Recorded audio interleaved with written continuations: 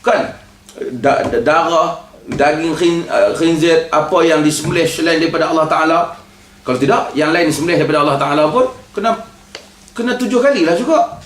Pasal kalau ayat itu yang dipegang untuk dikiaskan dengan isu ni. Tetapi ternyata kenapa isu khinzir saja yang naik? Jadi pendapat yang menyatakan bahawasanya khinzir kena basuh 7 kali itu seperti kata Al-Imam Nawawi, jago dalam mazhab Syafi'i, yang meninggal pada tahun 676 Hijrah, jago dalam mazhab Syafi'i. Dia sendiri menyatakan dari segi dalil mazhab Syafi'i tidak dapat mendatangkan apa-apa dalil untuk membuktikan khinzir sama dengan anjing. Dari segi dia tak ada. Maka kalau tanya anak kata kalau kena khinzir tak termasuk di dalam kes basuh 7 kali ni, tak termasuk. Jadi kalau kita pergi di restoran mana pun, kalau dia hidang makanan halal bagi kita, walaupun pinggan dia tu mungkin dia pernah letak khinzir, tapi pinggan tu bersih, memadai, dia sudah basuh. Ada kesannya sudah tidak ada. Clear? Okey. Berikutnya. Sabar wak. Nanti kita nanti kejap. Tak apa. Ana gurau je. Ana sambung. Supaya tak putus saya dia kan. Dan nanti mungkin akan. Okey, sekarang timbul masalah. Kulit yang boleh digunakan untuk buat dompet, buat apa ni, yang Nabi bagi ni, adakah mensyaratkan binatang tu mesti disembelih? Tak. Ini tidak ada kena-mengena. Nabi SAW, hadis yang diriwayatkan oleh Ibu Abu Daud, Nabi tengok Syah Maimunah, Nabi tengok kambing Maimunah yang mati, mayat, bangkai. Mayat jugalah, Arab panggil mayat. Kan? Mayat dengan mayat, Arab dia beza kan? Bangkai kambing, Nabi kata awak tak ambil manfaat itu. Bangkai Rasulullah, Nabi kata yang diharamkan tu daging dia. Jadi boleh ambil kulit, maka orang dah tak ada masalah. Kulit kambing tu mati, makan tak boleh kerana dia bangkai, tapi kulitnya boleh diambil bila kita basuh, dia bersih dan dia tidak mendatangkan balik bau dia yang lama tu, semua dia bersih kan. Dulu kitab fiqh kata hendaklah dibasuh dengan air kapur dan debu pokok. Itu Nabi tak pernah kata. Zaman tu lah, zaman sekarang teknologi moden ni, gunalah bahan kimia apa pun tak. Yang penting dia jadi bersih kan. Dia boleh diguna tak? Boleh diguna. Padahal dia tak boleh dimakan, tapi boleh diguna. Dan setiap ihak yang tubir, kata Nabi, faqat tuhur. Semua kulit yang dibersihkan, yang disamak, orang kita panggil apa? Cepu apa? Sebu. Serutu. Apa ayah? Serutu. Whatever lah ya apa. Maka dia dianggap bersih. Okey. Harimau. Ni bukan cerita masalah ni akta dunia lagi. Harimau, kulit harimau. Kita jumpa harimau. Kulit harimau tu orang bersihkan dia, disurutukan dia. Kemudian elok. Boleh tak kita guna untuk lapik apa-apa? Boleh. Harimau boleh makan? Tak. Dah nak cerita kenapa fuqaha ahli sarjana beza. Gedebak haiwan mari pada khinzir. Khinzir tak boleh makan. Kulit dia boleh pakai. Di situ faham idea. Pasal kenapa beza pendapat? Faham? Kerana isunya bukan isu makan. Isunya ialah isu pakai. Adakah semua binatang yang haram dimakan maka haram di kulit jadi manfaat? Tak. Isu ini menyebabkan timbul masalah khinzir. Jadi okey. Kemudian pakai tak sama dengan makan. Ada ubat makan haram, racun, sapu boleh. Betul tak?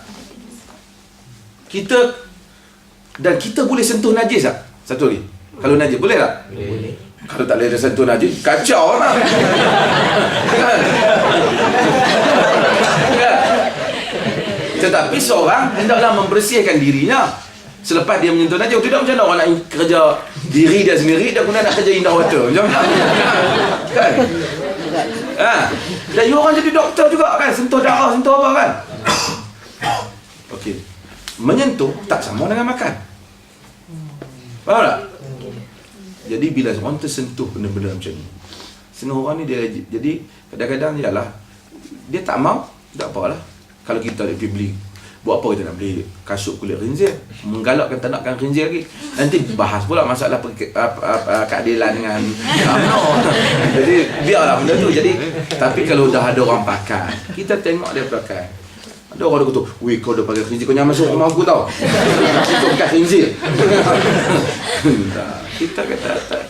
Itu satu isu yang berbeza. Yang berbeza. Okey, katalah khinzir tu kotor, dia nak patut dia basuh kaki.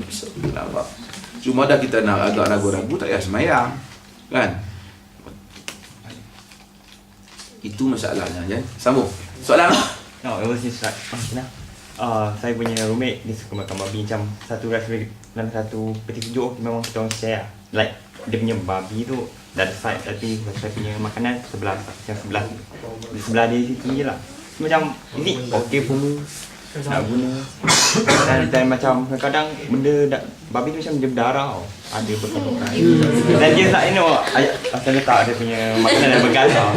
Jadi okey, like saya kena separatekan lagi. Macam mana? Pada umumnya, selagi tidak babi tu najis pasal dia bangkai tau. Tu dia haram makan. Kalau dia bersentuh dengan you daging you, kotor lah daging tu. You kena mesti cuba mengelakkan benda tu lah. Tapi kalau you kata dia tak sentuh, ya lah. Yalah, soal lalu atau tak lalu kan. Kalau boleh bincang-bincang lah kan, kata benda ni sensitif lah. according to my belief apa kan.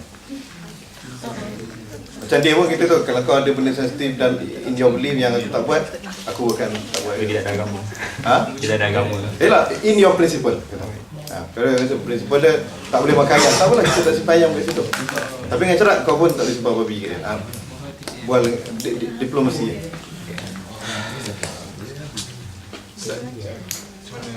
Kalau solat Jumaat di luar waktu Zuhur? Di luar waktu Zuhur. Sebelum masuk Zuhur, dah masuk waktu Asar. Ada pun solat Jumaat sebelum masuk waktu Zuhur, artinya betul-betul ketika matahari berada beberapa ketika sebelum masuk waktu Zuhur. Ada pendapat di kalangan mazhab Ahmad pun, kan, di tengah-tengah hari ya, boleh dah lebih kurang setengah jam sebelum masuk waktu Zuhur dah boleh solat Jumaat, kerana ada beberapa riwayat yang menunjukkan demikian tu. Tetapi kalau satu orang tu berkhutbah berapa sehingga tiba-tiba terkeluar waktu, sehingga waktu asar kan, dah bukan soal panjang, kadang-kadang soal waktu satu pendek kan, terlalu pendek. Selagi mana dia telah memulakan benda tu, walaupun dia asalnya cuba mengelak, tapi tiba-tiba dah terkeluar sebahagiannya, dia teruskan saja, takkan langsung tak ada semayang. Asalnya dia akan menjaga waktu untuk berada dalam waktu kenaan. Tapi kalau bukan sengaja, memang tak ada masa kecuali selepas waktu Zuhur. Tak ada masa kecuali waktu asar. Contohnya lah. Tiada masa untuk mengerjakan solat Jumaat kecuali waktu asar. Memang terlebih lah solat Jumaat waktu asar. Dia kalau sekiranya orang tak mampu, termasuk orang yang ada darurat tak mampu sembahyang Jumaat, termasuk orang tak mampu lah. Kalau sekiranya orang rasanya bahawasanya ada tempat di tempat orang sembahyang Jumaat sendiri, ada 5 orang sembahyang Jumaat, bukan mesti pergi masjid. Yalah, ulama berbeza pendapat dalam hal ni, tapi ana telah mencadangkan, ada sebenarnya ana tertinggal sebelum pergi jadi mufti, dipinjam jadi mufti, ana buat grant dengan USM, iaitu buat seluruh Malaysia, tak habis grant tu, iaitu mencadangkan supaya semayang Jumaat buat di pusat industri, tak payah pergi masjid. Bila pergi masjid menyebabkan apa? Ada yang punting, ada yang keluar makan. Tapi kalau dia semayang, ada yang tak dapat semayang Jumaat sebab dia nak jaga mesin, nak jaga apa kan. Tapi kalau dia semayang di kawasan tu, dalam kawasan tu, cepat dia boleh. Mana tempat kosong, semayang. Jadi semua jemaah hak Kelang tu semayang di situ. Dan ada hadis para sahabat apabila pergi ke Bahrain, ada Imam Syaukani antara yang berpendapat dalam hal ni, kawasannya dia boleh semayang. Jadi buatlah serengkai-rengkai, 2-3 orang pun, seorang bagi khutbah ringkas dan kemudian semayang.